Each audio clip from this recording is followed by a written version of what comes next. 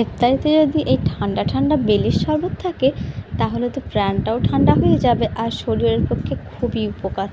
সব থেকে সহজে কিন্তু এই বেলের শরবতটা বানানো যায়।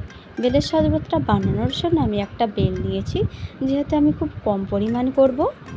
একটা বেলেই কিন্তু আপনারা 4 থেকে 5 জন শরবত খেতে পারবেন। খুব সুন্দর একটা পাকা পাকা বেল বাজার থেকে নিয়ে এসেছি। এই বেলটার দাম নিয়েছে 20 টাকা। এই বেলটাকে ভালো করে এর শাঁসটা বার করিয়ে নেব একটা চামচের সাহায্যে। এই বেলের শরবতটা বানিয়ে ইফতারির ঠিক 30 মিনিট আগে ফ্রিজে রেখে দিয়ে খাবেন, দেখবেন খুবই ভালো লাগবে আর শরীরের প্রচুর উপকার। যারা বেলের শরবতটা খান তারা নিশ্চয়ই জানেন। এবার আমি এই বেলটাকে ভালো করে ছাড়িয়ে নিয়ে একটু জল দিয়ে ভালো করে এর কাঁধটা বার করিয়ে নেব।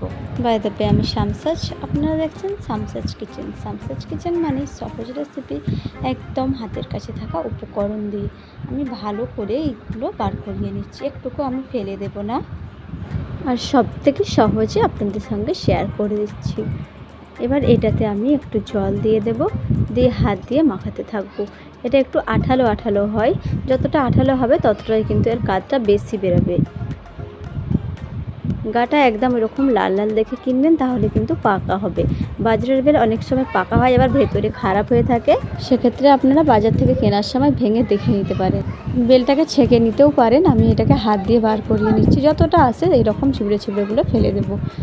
এই ছিবড়ে ছিবড়েগুলো গালে লাগলেও কিন্তু ভালো লাগে, মানে এইগুলো না, একটু একটু দানা গালে লাগবে, যা খুব পছন্দ করে, তাই আমি এটা রেখে দেবো, আমি ছেঁকে নেব না।